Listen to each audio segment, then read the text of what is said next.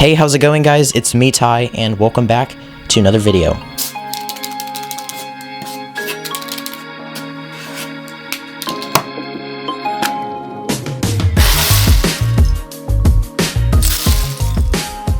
So for those who are familiar with my channel, you know that I use illegal building techniques a lot in my videos. Now, for those who are wondering, an illegal building technique is basically a way in which two Lego pieces go together that they're not supposed to go. I'm gonna go get Google real quick. 12 seconds later. Illegal building techniques generally put stress on the bricks. Essentially, they are non-conformist, risky maneuvers, typically comprising of the integrity of any parts in it.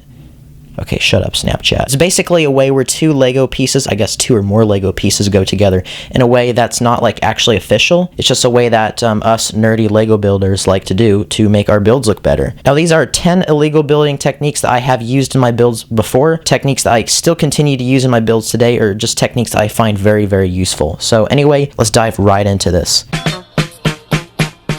Now, the first technique, definitely my favorite, is probably one of the most basic ones as well. Basically, 5 plates laid at their side is the same length as a 2 stud wide plate. It allows the studs to face in a different direction, and it also allows some nice geometric design, some nice color, and it can add a lot of detail to pretty much anything that you can make.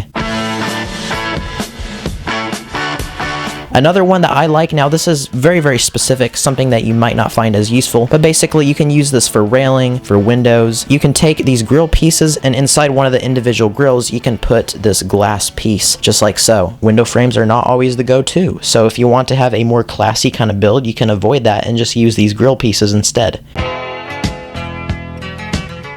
The next technique I use a ton. I actually should have made this my second on the list, but basically I use this for bed designs. Take 2 panel pieces, or as many honestly as you want, and you can fit a bunch of tiles inside. For example, in this 2x space, I can fit 4 tiles in between 2 panel pieces. Not much I have to explain, but just experiment and see what you can come up with. In this video from a long time ago, I made a Lego bust, and this specific design I found really helpful. You can also use this for columns, maybe get some of that Roman architecture, but basically get 2 tiles, preferably 2x2s, and you can stick inside of them these 1x2 tiles just like so, or they can be basically any length. They can be 1x3, 1x4, but basically it creates this nice little column effect, and you can do a lot of things with this, honestly. Now, this is another really useful technique. Here I have a 4x4 plate, and in between each of the studs is a stud. Now, that sounds really weird and kind of like a paradox, but it's actually true. I have these studs just kind of snug, and it just kind of allows you to put pieces, you know, in really tight corners or places where they don't usually go. I can't think of any specific examples I've used this in, but it is a very useful technique. Now, do keep in mind for this technique, you can actually break pieces on accident, but here I have this 1x4 tile that's snug into these 2 1x1 clip pieces just like this. Do keep in mind if you try using this technique, your tile might break on accident. Once again, illegal building techniques come with sacrifice, well, potential sacrifice, so do keep that in mind.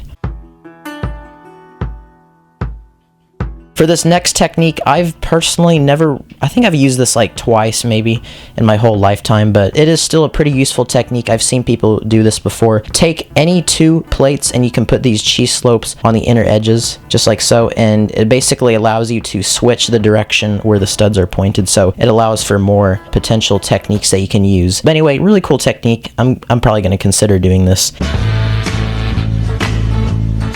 Now, there's a lot of controversy behind this technique because apparently you Lego nerds out there told me that this is from a Ninjago City set, so I'm really upset. I want to stay true to the clickbait title. I don't want to do top 9 techniques, so I had to add one more. But basically, I have this transparent wall piece, and inside I slid these flat circular tiles just like so. Anyway, not much I'm going to talk about it. You can maybe use this like for an aquarium or just extra detail in builds. But it looks pretty cool, kind of has a modern futuristic look, and I really do like it.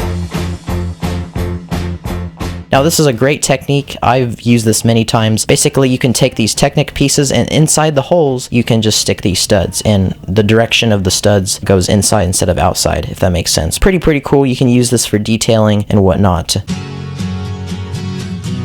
And last but not least, probably one of my favorite techniques, but basically I staggered these 1x2 bricks and also these circular bricks just like so to create this pretty super neat design. It's basically like a flexible wall. You can make this as tall or as long as you want, and it just allows many possibilities. Definitely going to consider using this for something maybe like a circular building. If you have any ideas, comment down below. But there you go, those are the 10 techniques. I hope you guys enjoyed this video because I did. Personally, I want to do more episodes like this where I do top 10s. But anyway, those are the tips I can give you. These are techniques that I use in my builds, and they're kind of like my little secret recipe to what I do as a Lego builder. The only problem that I face with Lego building techniques is I can't submit them on Lego Ideas because Lego Ideas does not support Lego building techniques, so that's kind of sad. But there you go, guys. I hope you enjoyed the video. Stay Gucci, stay hydrated, and I'll see you in the next one. Peace.